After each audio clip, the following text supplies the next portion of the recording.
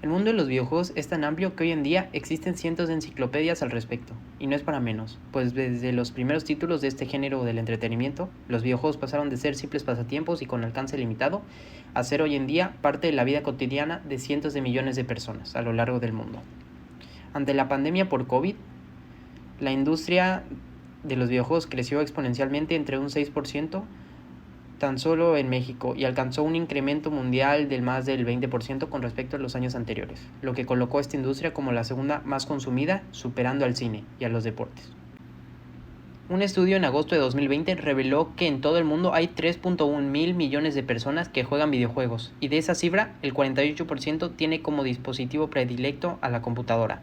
Un 8% es en alguna consola como el Xbox o la PlayStation, y el otro, lo que resta el porcentaje, solo utiliza un dispositivo móvil.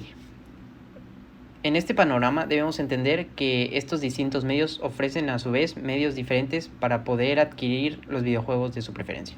Hablamos de las plataformas o tiendas en línea que tienen diferentes catálogos de títulos para que el usuario los adquiera y pueda jugar, y por eso existe gran diferencia entre los ingresos de las empresas que dedican a crear los títulos. Está el caso de Steam, que con un catálogo de más de 7,000 títulos repartidos en más de 10 géneros diferentes y con un promedio de 26 millones de jugadores activos en su plataforma al día, para tener más de 31.300 millones de horas de juego. También está Epic Games, que con más de 160 millones de usuarios registrados y con un promedio de 31 millones de usuarios activos al día, esta plataforma cuenta con más de 3,000 juegos repartidos en más de 15 géneros diferentes. Hay un aproximado de 1.5 mil millones de usuarios que juegan en computadora, siendo Windows el sistema operativo más usado, acaparando más del 90% de usuarios que consumen videojuegos. Windows a su vez ofrece dos plataformas propias de catálogo de juego, como lo es la Microsoft Store y la aplicación de Xbox Game Pass, que es en donde se encuentran principalmente los títulos compartidos con la consola de videojuegos de Xbox, pero también se encuentran plataformas independientes, como ya lo mencioné, como Steam o Epic Games. En la industria de los videojuegos, como en muchas otras industrias, existen diversas empresas que se dedican al desarrollo de esta área. Es aquí donde encontramos a las grandes empresas que ya tienen un lugar en el mercado, y también encontramos a las pequeñas independientes que intentan ganarse un puesto en el dominio de los juegos. No son para menos, pues en esta industria existen todo tipo de juegos donde puedes encontrar ahorita los muy famosos Battle Royales, hasta donde puedes encontrar los juegos clásicos de plataforma o de thriller. Pero como ya es casi siempre un hecho, hay títulos que tienen un mayor impacto y mayor dominancia ante otros, y los factores que suelen ser casi siempre puestos por los desarrolladores de los juegos.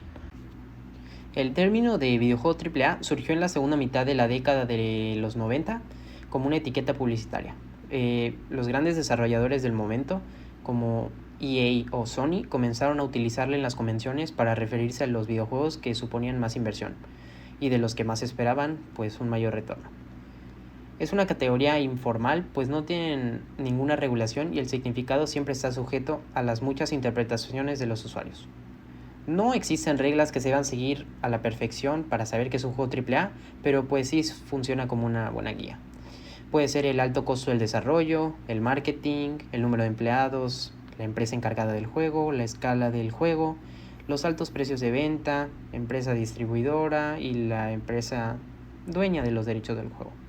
En cambio, al contrario de los juegos AAA, los juegos indie son una simple definición de aquellos juegos que son desarrollados de manera independiente y por ende pues no cuentan con un presupuesto alto para tener todo el desarrollo. Y lamentablemente gran parte de los títulos mundiales están en este concepto, pues hay miles de juegos indies, pero realmente son pocos los que logran llegar a consolidarse en el mercado. Y pues otra vez la guía puede ser un bajo costo de desarrollo, poco marketing, poco número de empleados y pues el desarrollo y la distribución independiente, pero tienen bajos precios de venta. Unos ejemplos de videojuegos AAA son el GTA, el Call of Duty, Far Cry 6, y pues otros ejemplos de juegos indie son The Medium, Ori o Hollow Knight.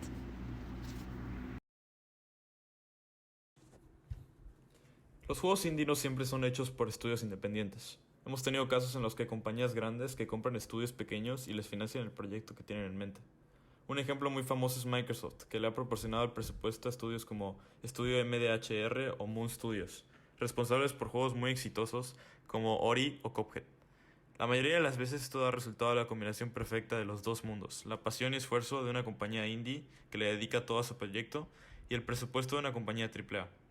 Muchos de los juegos que han salido de esta fórmula han sido muy exitosos y aclamados por el público, y algunos han llegado hasta ser nominados a Juego del Año. Estos casos se verán mucho más seguido en los próximos años. Microsoft nos mostró una lista de las compañías indie que han comprado. Esto incluye estudios como 343 Studios, AlphaDog, Arcane Studios, Bethesda Game Studios, Compulsion Games, Double Fine Productions y ID Software, entre otros. La industria mexicana de los videojuegos se encuentra en una situación complicada. México es el consumidor número 12 a nivel mundial de videojuegos y es el líder en Latinoamérica, con más de 70 millones de videojugadores en el país. Sin embargo, según una investigación hecha por la Universidad Anáhuac Campus Sur y El Sol de México, la industria tiene problemas para crecer debido a varios problemas, incluyendo la falta de oportunidades para aprender a hacer juegos, la delincuencia, la falta de apoyo por parte del gobierno y el malinchismo, en lo que es la tendencia de los mexicanos a verlo hecho en el territorio nacional como inferior a lo hecho en otros lugares como en Estados Unidos o en Japón. Pero a pesar de dichas dificultades, existen videojuegos desarrollados por mexicanos que sí han alcanzado cierto grado de éxito. Por ejemplo, el juego Mulaka desarrollado por el estudio chihuahuense Lienzo. Es un juego de acción-aventura inspirado por la cultura tarahumara que salió a principios del 2018 en múltiples plataformas importantes.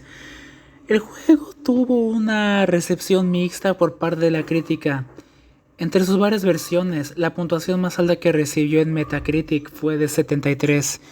El estilo artístico original y la música fueron bien recibidos, pero muchos se quejaron de problemas con la jugabilidad.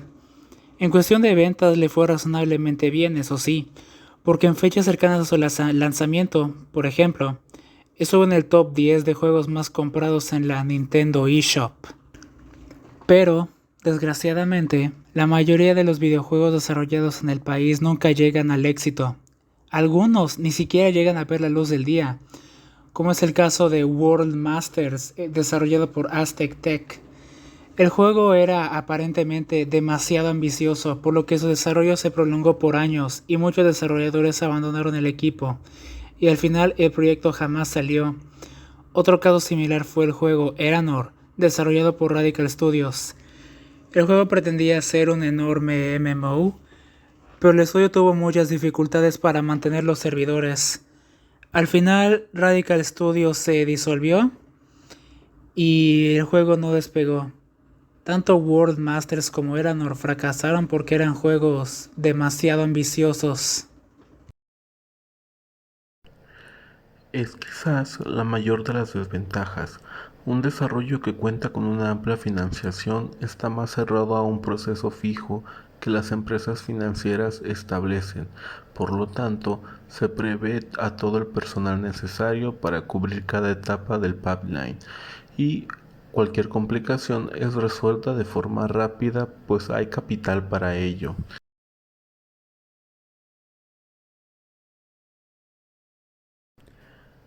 Definición: se crea la idea, se define, es puesta a revisión y aprobación. Asignación: se definen las áreas necesarias para la producción, los roles de los artistas, las jerarquías de supervisión, dirección y producción.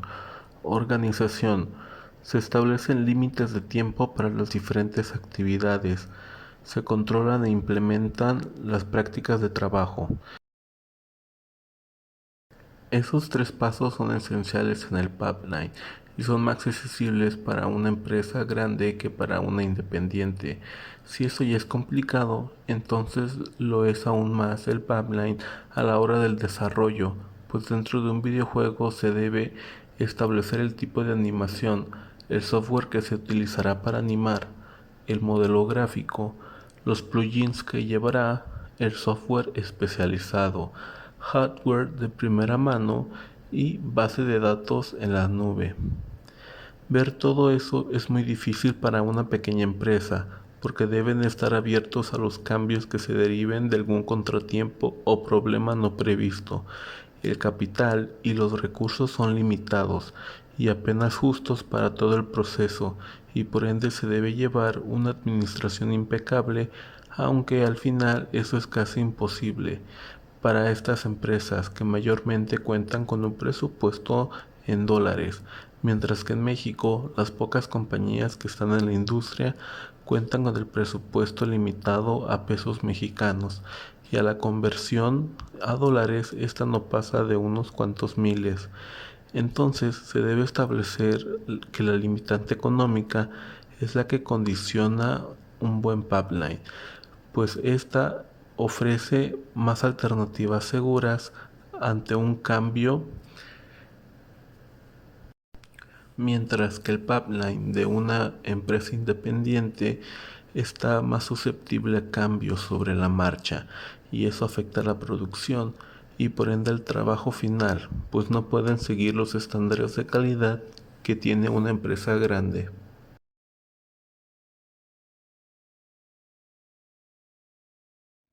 Yo soy Jorge Cervera y pues quisiera dar mi conclusión personal sobre este trabajo.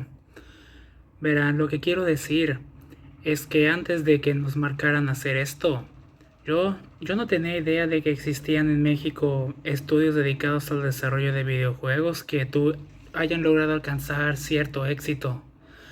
No sabía nada sobre Mulaka ni otros juegos exitosos que hay por ahí.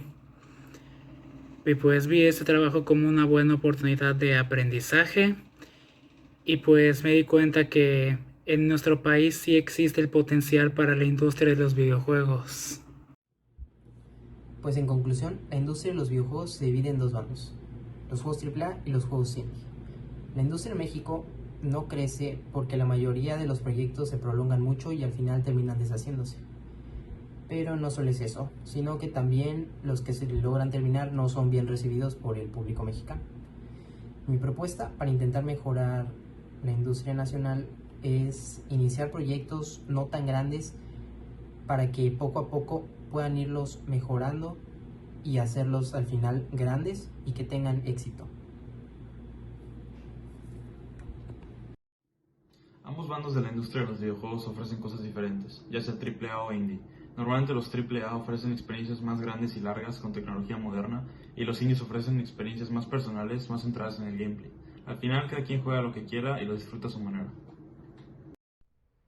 Como conclusión puedo decir que es una realidad triste que la industria mexicana de videojuegos no tenga el suficiente apoyo necesario, y sobre todo con la tendencia actual a apuestas de juegos free to play, que pues son una forma en la que grandes estudios o estudios que tienen los recursos necesarios pues aseguran su inversión.